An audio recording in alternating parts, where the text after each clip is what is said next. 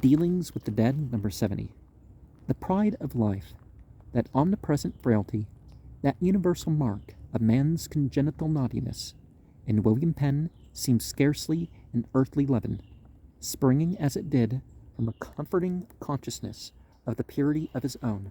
The pride of life with him was essentially humility, for when compelled to rest his defense in any degree upon his individual character, he vaunted not himself, but gave all the glory to the giver. No man, however, more keenly felt the assaults which were made upon his character by the tongue and the pen of envy and hatred, ignorance and bigotry, because he knew that the shaft, though aimed ostensibly at him, was frequently designed for that body whose prominent leader he was.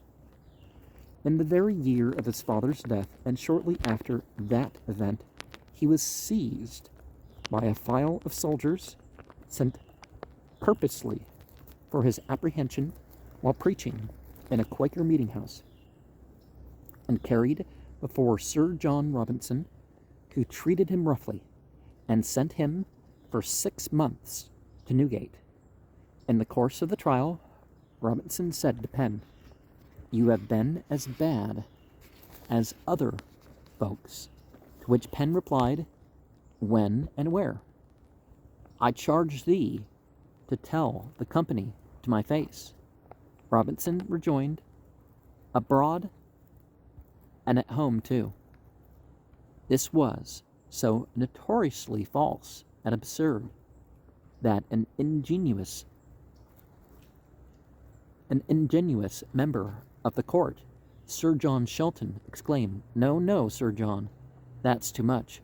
Penn, turning to the assembly, and with all the chastened indignation of an insulted Christian, Quaker as he was, delivered himself with a strength and simplicity which would have done honor to Paul in the presence of Agrippa, and which must forever, so long as the precious record shall remain, touch a responsive chord, even in the bosoms of those whose practice it is, upon ordinary occasions, to let their yea be yea and their nay nay.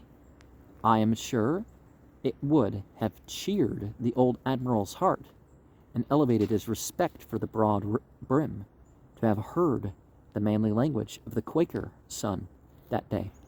I make this bold challenge to all men, women, and children upon earth justly to accuse me with having seen me drunk, heard me swear, utter a curse, or speak one obscene word, much less that I ever made it my practice. I speak this to God's glory, who has ever preserved me from the power of these pollutions, and who, from a child, begot an hatred in me towards them. But there is nothing more common than when men are of a more severe life than ordinary, for loose persons to comfort themselves with the conceit that these were once as they themselves are, as if there were no collateral or oblique line of the compass or globe by which men might be said to come to the Arctic Pole, but directly and immediately from the Antarctic. Thy words shall be thy burden, and I trample thy slanders as dirt under my feet. Mr. Clarkson is quoted as good authority by Mr. Macaulay. Such he has ever been esteemed. A brief quotation may not be amiss in regard to Penn's relation to James II. Having referred to the Admiral's dying request to Charles and James to have a regard for his Quaker son, Clarkson says, "From this period, a more regular acquaintance grew up between them, William Penn and James II, and intimacy followed." During this intimacy, however, William Penn might have disapproved, as he did, of the king's religious opinions. He was attached to him from a belief that he was a friend to liberty of conscience. Entertaining this opinion concerning him, he conceived it to be his duty now that he had become king, to renew this intimacy with him, and that in a stronger manner than ever, that he might forward the great object for which he had crossed the Atlantic, namely the relief of those unhappy persons who were then suffering on account of their religion. Some part of the quote was left out. He used his influence with the king solely in doing good. The relation between William Penn and the Papist king was indeed remarkable. Gerard Cress published in his Historia Quakeriana in Amsterdam in 1695, which was translated into English in the following year. It was greatly disliked by the Quakers, and in 1696 drew forth an answer from one of the society. The testimony of Cress in relation to Penn may therefore be deemed impartial. He says, "The king loved him as a singular and entire friend, and imparted to him many of his secrets and counsels. He often honored him with his company in private, discoursing with him of various affairs, and that, not for one, but many hours together. When a peer, who had been long kept waiting for Penn to come forth, ventured to complain, the king simply said, 'Penn always talked ingenuously, and he heard him willingly.'" Cress says that Penn was unwearied as a suitor on behalf of his oppressed people, making constant efforts for their liberation and paying their legal expenses from his private purse. The king's remark certainly does not quadrate with Burnet's statement that Penn had a tedious, luscious way of talking. With Queen Anne, he was a great favorite, and Clarkson says, Volume 2, Chapter 15, she received him always in a friendly manner and was pleased with his conversation. So was Tillotson. So was a better judge than Queen Anne, Tillotson, or Burnet.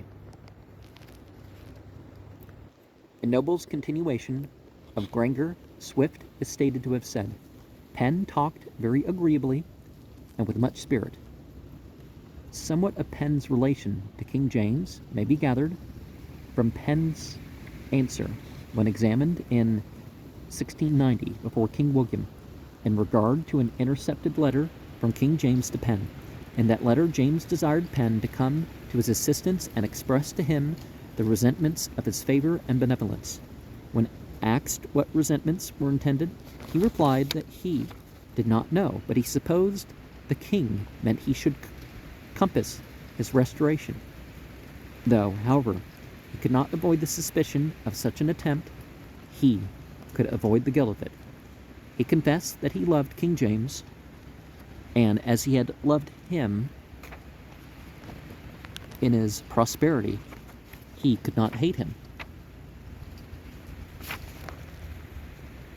In his adversity, yes, he loved him yet for the many favors he had conferred on him, though he could not join with him in what concerned the state or kingdom.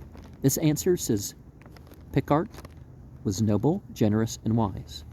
One of the most able and eloquent compositions of William Penn is his justly celebrated letter of October 24th, 1688, to William Popple. Mr. Popple was secretary to the Lords Commissioners for the affairs of trade and plantations, and a particular friend of Penn and of his schoolfellow, John Locke.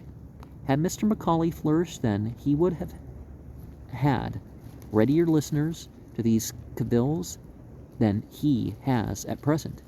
Penn, in 1688, was excessively unpopular. He was not only the tool of the king and the Jesuits, but a rank papist and Jesuit himself, the friend of arbitrary power, bred at St. Omer's in the Jesuits' college.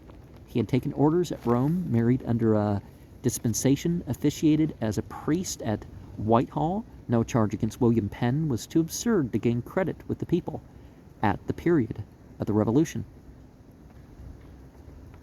Upon this occasion, Mr. Popple addressed to pen a letter, eminently beautiful in point of style, and containing a most forcible appeal to Penn's sense of duty to himself, to the society of friends, to his children, and the world, to put down these atrocious calumnies by some public written declaration.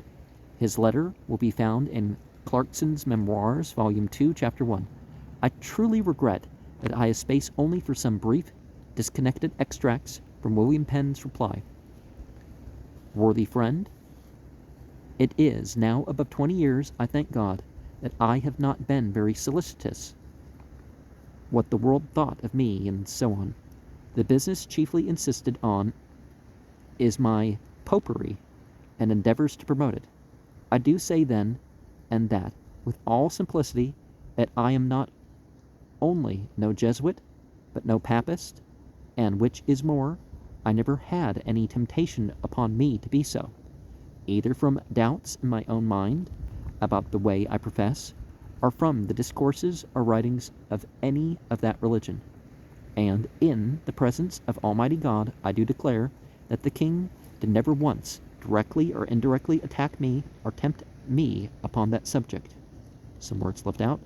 I say then solemnly that so far from having been bred at St. Omer's and having received orders at Rome, I never was at either place, nor do I know anybody there, or had I ever a correspondence with anybody in those places.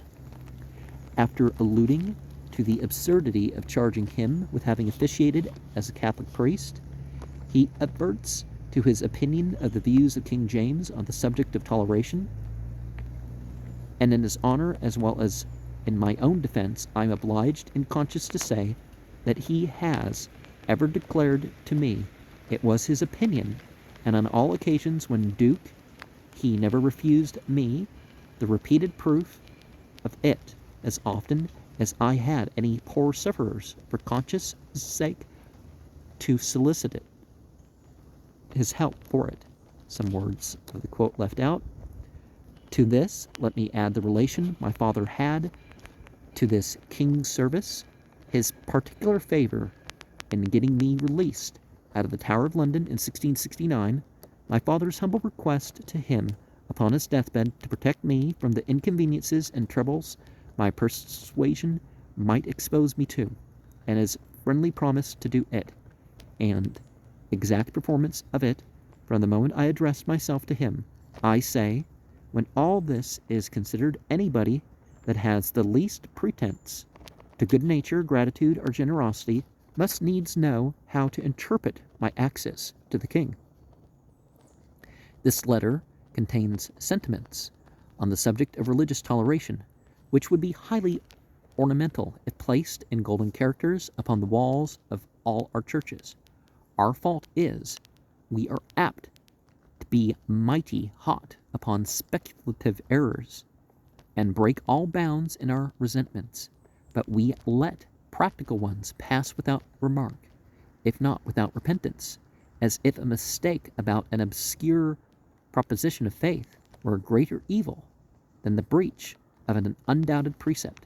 Such a religion the devils themselves are not without, for they have both faith and knowledge, but their faith doth not work by love, nor their knowledge by obedience.